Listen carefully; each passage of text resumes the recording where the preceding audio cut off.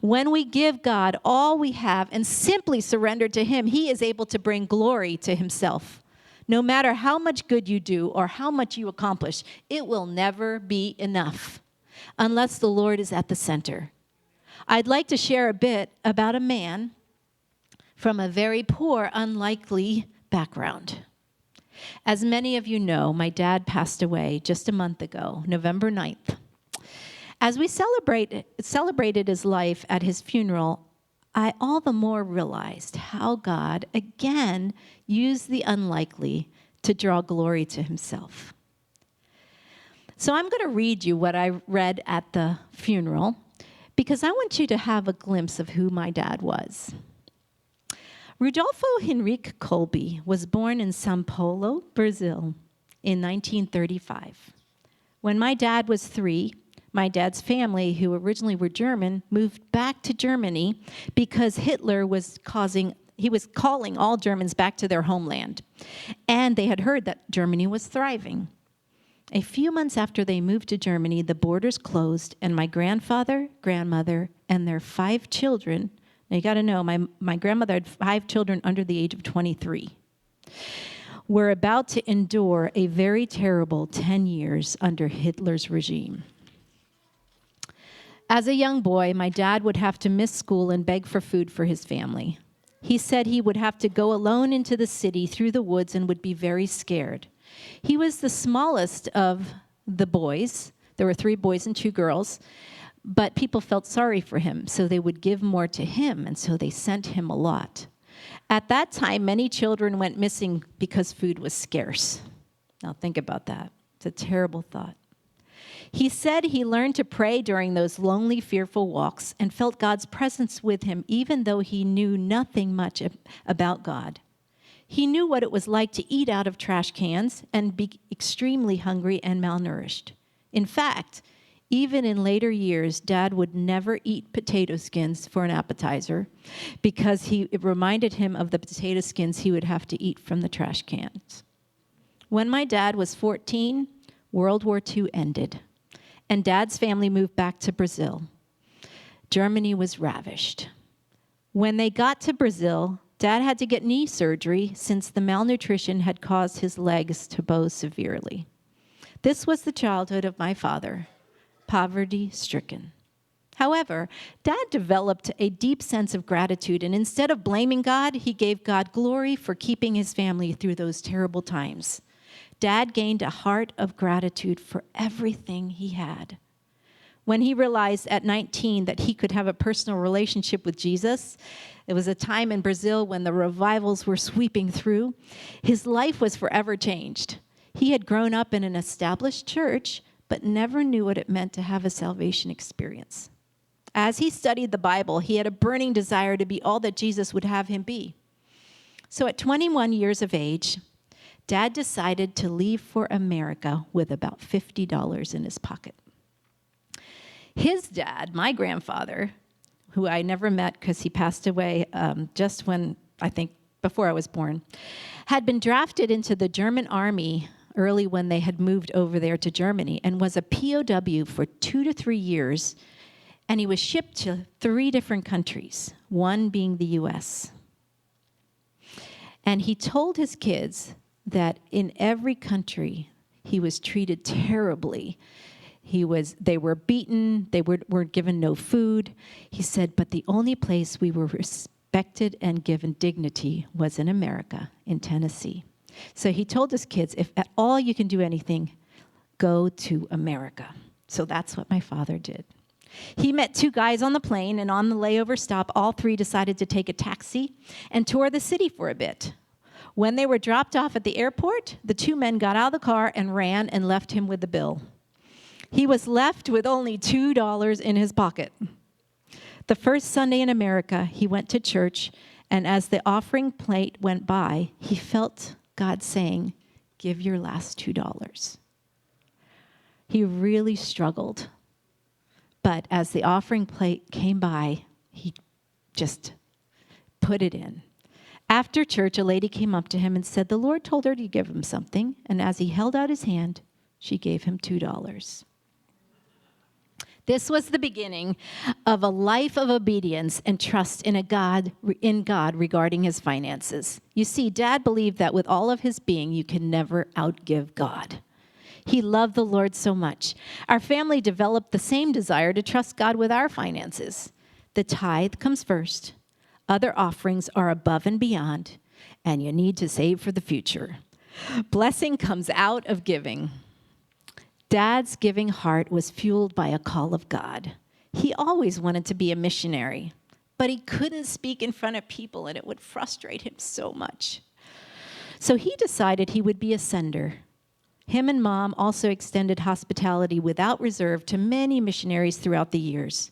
They opened their home over and over again, with Mom serving delicious German meals and Dad embracing guests with deep admiration for their call to ministry, something he wished he could do. In the 1960s, Dad and a pastor by the name of Reverend Ziefel, and I was 2 at the time, both from Philadelphia, decided to help as altar workers at an Oral Roberts crusade.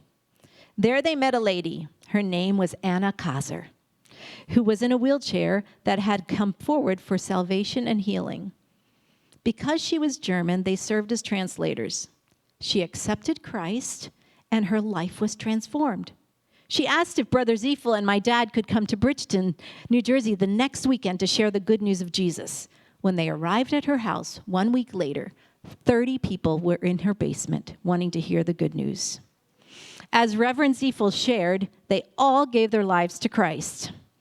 In the months to come, a German church was birthed. For the next 7 years, my family traveled 1.5 hours one way to church every Sunday.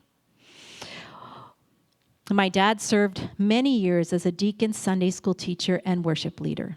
When I was 9, we finally moved to Bridgeton. You see, church was central. Dad decided it was better for us to be near the church and him travel to work 1.5 hours daily. It wasn't until I was 18 that Dad started his own company called Deerfield Machine Parts so that he would not have to drive to Philadelphia every day. Dad loved his family. He loved traveling and going on family vacations.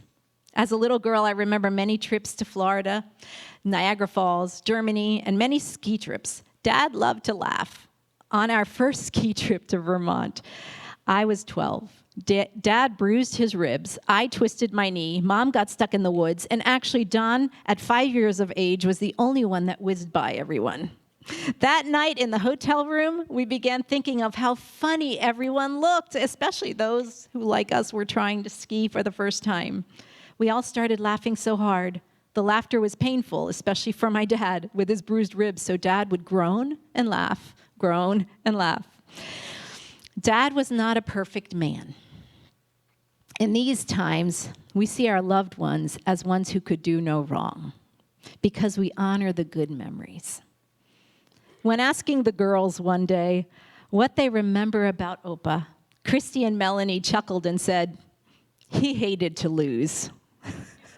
He could only lose 2 or 3 times at a game, and then he would politely excuse himself from the table. He also didn't allow younger children to win. They had to win at their own merit, by their own merit. My dad mellowed much through the years. He listened to the conviction of the Holy Spirit and didn't hesitate to say, "I'm sorry," when needed. The hardships of life drew him to be more like Jesus. That's how it is for all of us when we pattern our lives after Christ. As he retired and more time on his hands, his detailed machinist abilities came out around the home, much to my mother's frustration. He knew exactly how long to cook an egg, 4.5 minutes, only if it just started boiling and the cover was on. A few days before he passed away, he asked for apple cider. Since when it was too cold, it would take his breath away, I was going to put it in the microwave. He asked to see the glass, sized it up, said 18 seconds. Along with a persistence with details in the home, he also prayed more. Every morning, he and Mom would have devotions together. They would read the Bible, alternating 5 verses each, then sing a hymn, and then pray together. At night, they would go to separate rooms and have prayer alone and then end together with prayer. Dad interceded much for our family. He prayed diligently for the spouses of his grandchildren and that his grandchildren would serve God their whole life wholeheartedly. He prayed for his pastors, his church, and for missionaries. Now, let me just pause here. My dad wasn't always like this. It is the scope of life, and it's so cool as a family member to see as I reflected back. It wasn't that he didn't pray, he just wasn't a prayer warrior. My mom was, but in his later years, he became such a prayer warrior. Another way Dad honored God was how he loved his wife. He wasn't a perfect husband, but he was committed to my mom for life. There is a little plaque I gave Dad and Mom many years ago that said, "The greatest gift a father can give his kids is to love their mother." How true this is. He and Mom were married 59 years. He adored Mom. Still had a glimmer in his eyes as he became sicker and sicker. He was so thankful to be home and by her side as he passed away. Dad was ready to face death. He didn't fear it.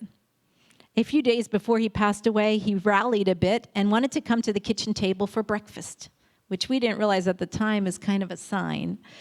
Keith asked him, "Dad, who do you want to see when you get to heaven?" Before Keith even finished, Dad exclaimed, "Jesus!" Keith laughed and said, "Well, that's a given." "Who else?" he exclaimed. "Helena, that's my mom." Keith chuckled and said, "I think she might take a little longer to get there."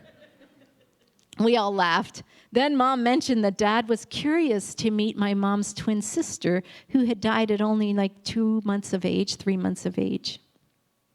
He wanted to know if she was an identical twin. And Keith looked at Dad and said, "Just be careful, Dad. Don't go kissing someone who looks like Mom." Again, we laughed uncontrollably. Death was not feared. This gives you a glimpse of my dad. You see, my dad was insignificant in many ways. He did not have a college education. He simply had a GED. He grew up in poverty. He never became famous. He never became a missionary. However, as we recounted his life, we saw that out of his insignificance, the Lord gained so much glory. This insignificant man became a pillar in his church and community because of his trust in a mighty God, and he gave much money to missions. They lived in a small rancher. They could have lived in a lot more, bigger house. They could have done so many more things. But my dad felt such a commitment to the call of missions. He was a Gideon for many years, not only delivering Bibles, but restoring hundreds of thousands of covers. Well, I shouldn't say hundreds, thousands of covers. God desires all the glory. When we boast in ourselves, we really miss the point. Do you feel insignificant this morning? Well, then you're right where God can use you. It's not about you. It's about us living our lives for His glory every day, every week, every month, every year. John 3:30 says, "He must become greater and greater, and I must become less and less." Our search for insignificance can only be satisfied through Christ. Thank you.